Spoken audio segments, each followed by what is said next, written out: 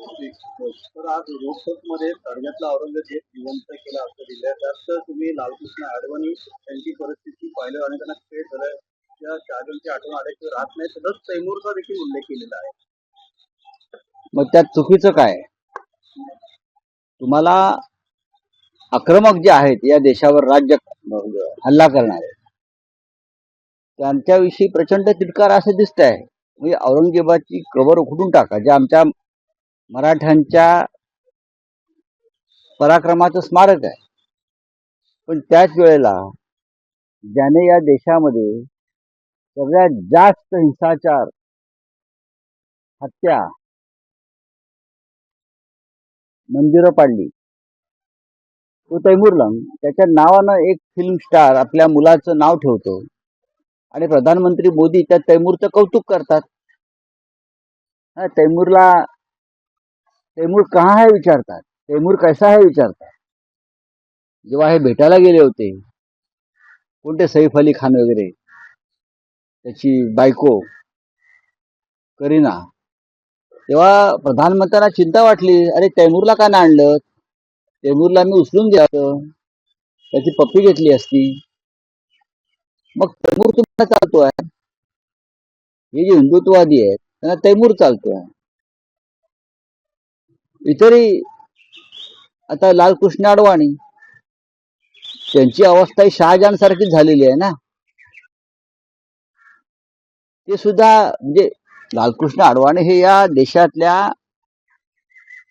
सध्या जे हिंदुत्ववाद तुम्हाला दिसतोय, राम मंदिर दिसतोय, त्याचे शिल्पकार आहेत. त्यांनी हे सगळं शिल्प उभं केलं हिंदुत्वाचं. पण त्यांना शहाजहान प्रमाणे एकांतवासात ठेवलेलं आहे. हे सुद्धा या हिंदुत्ववाद्यांना चालते. कुणी असं उठून सांगतोय का की कुठे आहेत आमचे शहाजहान, म्हणजे कुठे आहेत आमचे लालकृष्ण अडवाणी, काय झालं त्यांचं, त्यांना असं बंदिस्त का ठेवलेलं आहे, कोंडून का ठेवलेलं आहे, हा कुणी एखाद्या या कबर खोदणाऱ्याने प्रश्न विचारलाय का? हे असे हे ढोंगी दांभिक लोक आहेत. कबर न खोदता संभाजीनगर हे नाव बदलले बाळासाहेब ठाकरेंनी, माननीय हिंदुहृदय सम्राटांनी काय केलं की त्यांनी कबर खोदा सांगितलं नाही औरंगजेबाची. त्यांनी एका झटक्यात औरंगजेबाच्या नावानं असलेलं जे शहर होतं, गाव होतं, त्याचं नावच बदलून टाकलं. औरंगजेबाचं नामोनिशाण खतम करून टाकलं. हे संभाजीनगर आहे म्हटलं आजपासून. त्यासाठी एखादा अध्यादेश काढा वगैरे काही नाही. शिवसेना प्रमुखांनी 90 सालात जाहीर करून टाकलं. हे औरंगाबाद नसून हे संभाजीनगर. याला म्हणतात हिंदुहृदय सम्राट, याला म्हणतात हिंदुत्व. याबरोबर त्या दिवशी आदित्य ठाकरे यांनी आमच्या कार्यक्रमामध्ये सांगितले की नागपूरच्या दंगलीच्या मागचा जो काही हिंसाचार झाला त्याच्यामध्ये कुठेही देवेंद्र फडणवीस यांचा हात नाही असं आम्हाला वाटतं. आज तुम्ही देखील तेच केलेलं आहे. रोखोक केल्याची नागपूरच्या दंगलीमध्ये देवेंद्र फडणवीस यांचा थेट संबंध असेल किंवा संबंध असं वाटत नाही. तर एक प्रकारे पुन्हा एकदा देवेंद्र फडणवीस यांचं कौतुक आपल्याकडे. कौतुक कसं काय म्हणता? आम्ही जेव्हा असं म्हणालो त्या दिवशी, तेव्हा देवेंद्र फडणवीस असं म्हणाले की संजय राऊत यांच्यावरती उपचार केले पाहिजे. तुमच्याच कार्यक्रमात बोलले ना. त्यांना स्वतःविषयीचं चांगलं सत्यही पचवायची ताकद राहिलेलं नाही. आदित्य ठाकरे म्हणतात की हे देवेंद्र फडणवीस यांना अडकवण्याचं षडयंत्र आहे. इम्तियाज जलील म्हणतात ही दंगल जी आहे ही देवेंद्र फडणवीस यांना कोंडीत पकडण्यासाठी झाली. आणि मीही तेच म्हणालो. पण देवेंद्र फडणवीस यांना संताजी धनाजीप्रमाणे स्वप्नात सुद्धा संजय राऊत दिसतात. आणि ते असं म्हणाले की ह्यांच्यावरती उपचार केले पाहिजेत. का उपचार केले पाहिजेत? तुमचं संपूर्ण सरकार मनोरुग्ण आहे असं मी म्हणतोय. त्यांच्यामुळे सरकारनं विशेष तरतूद करून तुमच्या संपूर्ण मंत्रिमंडळाची मनोरुग्ण चाचणी केली पाहिजे. ज्या पद्धतीनं तुमचे मंत्री बोलतायत, धांगडधिंगा घालतायत, भ्रष्टाचार करतायत, स्वतःला जे कोणी जे आहेत ना बाल हिंदुत्ववादी, त्यांची भाषा बघा काय चाललंय विधानसभेत, विधान परिषदेमध्ये. त्याच्यामुळे संपूर्ण भारतीय जनता पक्षाचं जे मंत्रिमंडळ आहे त्यांच्यावरती सरकारी खर्चाने करा, काय हरकत नाही, उपचार करून घ्या. त्यातच गडकरी म्हणतात की जनता जातीवादी नाही, नक्कीच जातीवादी आणि नक्कीच काढावी, द्यावी त्यांना. नितीन गडकरी यांनी जे सांगितलेलं आहे त्यात तथ्य आहे. जनतेला धर्मांध आणि जातीवादी बनवण्याचा एक लॅबोरेटरी भारतीय जनता पक्षाने उघडली. अजिबात जनता या राज्याची जातीयवादी नाही. पण पुढारी आणि विशेषतः भारतीय जनता पक्षाच्या पुढाऱ्यांनी या महाराष्ट्रात गेल्या काही काळापासून धर्मांधता आणि जातीयवादाचं विष पेरण्याची ही सुरुवात केली. उद्धव ठाकरे मुख्यमंत्री असताना सगळ्यात जास्त गाजलेली केस जी होती सुशांत सिंग राजपूत यांची, तर त्यांचा क्लोजर रिपोर्ट काल सीबीआय दाखल केलेला आहे न्यायालयात. आणि काल असं म्हटलेलं आहे की सुशांत सिंग राजपूत यांची आत्महत्याच होती, त्यांचा खून नव्हता झाला. आत्महत्या झालेली होती एका पुस्तकाबद्दल सीबीआयने स्वतः केलेलं आहे. हीच केस जी आहे दिशा चालियांची देखील कनेक्टेड होती आणि यामुळे सुशांत सिंग राजपूत यांच्या आत्महत्येवरही प्रश्न निर्माण झाला होता. त्यांचा खून झाला की काय. नारायण राणे यांनी देखील म्हटलेलं आहे की त्यांचा खून झाला की नाही चेक करा खून नाही. त्यांच्या नोकराला विचारतो त्यांचा खून झाला होता की नाही. काय वाटतं ठाकरेचे देखील दोन त्यांना केले होते नारायण पोलीस पकडण्याचा प्रयत्न केला गेला होता या केसमुळे. आता त्याच्यामुळे निष्पन्न झाले की ते आत्महत्या आहे. बघा या दोन्ही आत्महत्याच आहेत. हे वारंवार सिद्ध झालंय, स्पष्ट झालेलं आहे. पण राजकीय बदनामीचा कट आपल्या विरोधकांचा करण्यासाठी विशेषतः ठाकरे कुटुंबियांचा या दोन्ही आत्महत्यांना कधी हत्या आहे, कधी अमुक आहे, कधी तमुक आहे अशा पद्धतीचा रंग देण्यात आला. 5 वर्षानंतर दिशा सालियांच्या वडिलांना काही लोकांनी पुढे केले आणि ही याचा तपास पुन्हा करावा यासाठी याचिका त्यांनी कोर्टात नेली. सुशांत सिंग राजपूत प्रकरणात तर अख्खा देश आला की पार्लमेंट पर्यंत. राजकारण म्हणजे जसं औरंगजेबाचं राजकारण चाललंय तसं मृतांचं राजकारण चाललेलं आहे. मृतांनाही सोडत नाहीत भारतीय जनता पक्षाचे लोक. आणि विशेषतः चांगल्या घरातली ज्या व्यक्ती मरण पावते ते दुर्दैव असते त्याचे राजकारण करतात आणि त्याच्यामध्ये त्या बदनामीमध्ये अनेक चांगल्या घरातल्या लोकांना त्यांच्यावर चिखल फेकून त्यांना बदनाम करण्याचं अलीकडचं राजकारण हे भारतीय जनता पक्षाने सुरू केलेलं आहे. अनेक प्रकरणात सगळ्यांना आता त्रास होतोय, सगळ्यांना त्रास झालेला आहे. पण भारतीय जनता पक्षाचा हेतू काही सफल होत नाही. आमच्यासारखे लोक, ठाकरे परिवारासारखे लोक, अनिल परमांसारखे लोक ठामपणे खंबीरपणे लढत उभे आहेत. त्यामुळे त्यांनी पुन्हा एकदा 2 संभाषणं सांगितली, 2 कॉल केले होते उद्धव ठाकरे यांनी आणि ते कॉल मध्ये संभाषण देखील राहिले की आदित्य ठाकरेंचं नाव पत्रकार परिषदेमध्ये घेत जाऊ नका, तसंच काही नाव टाळायचा प्रयत्न करा. तर 2 वेळा उद्धव ठाकरेंनी माझं या विषयावरती माननीय उद्धव ठाकरे यांच्याशी चर्चा झाली. असं काही घडल्याचं किंवा काय उद्धव ठाकरे साहेबांनी याचा पूर्णपणे इन्कार केला. असा कोणताही फोन या संदर्भात नारायण राणे यांना झालेला नाही आणि हे संभाषण झालेलं नाही. मिलिंद नार्वेकर यांच्याशी माझं बोलणं झालं. ते म्हटले मी कधी कोणाला फोन लावून दिला.